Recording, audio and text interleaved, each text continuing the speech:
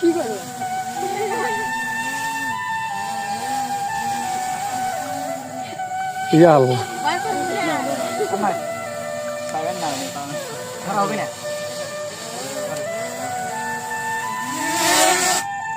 নিচে ঘুরাতে হয় না?